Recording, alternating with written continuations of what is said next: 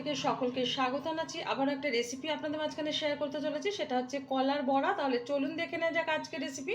একটা বাটিতে নিয়ে নিয়েছি কয়েকটা পাকা কলা, এটা ফ্রিজে ছিল বলে এরকম হয়ে গেছে। নিয়ে নিয়েছি কিছুটা থেতো করে রাখা নারকেল, দিয়ে দিচ্ছি পরিমাণ মতো লবণ, আজকে আমি কলার বড়া করে দেখাবো।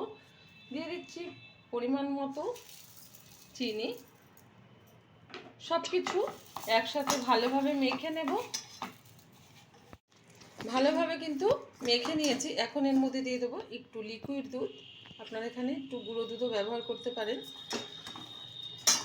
দুধটা দিলে একটু বেশি টেস্টফুল লাগে বড়াটা।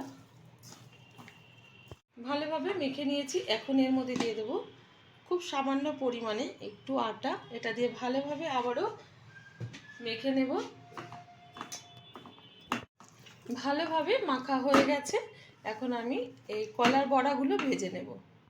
কলার বড়াগুলো ভাজার জন্য ওভেনে কড়াই বসিয়ে তাতে দিয়ে দিয়েছি বেশ কিছুটা সাদা তেল। তেলটা গরম হয়ে গেছে। তেলের মধ্যে আস্তে আস্তে করে কলার বড়াগুলো ছেড়ে ভেজে নেব। আমার এই রেসিপি যদি আপনাদের ভালো লেগে থাকে, আপনারা অবশ্যই আমার চ্যানেলটিকে সাবস্ক্রাইব করবেন, লাইক করবেন, শেয়ার করবেন।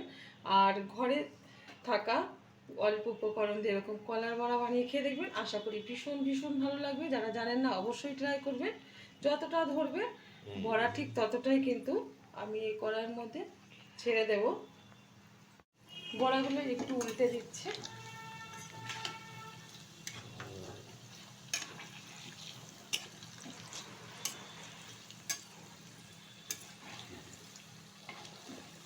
বড়াগুলো কিন্তু উল্টে পাল্টে খুব সুন্দরভাবে ভেজে নিয়েছি, আর বড়াগুলো ভাজা হয়ে গেছে।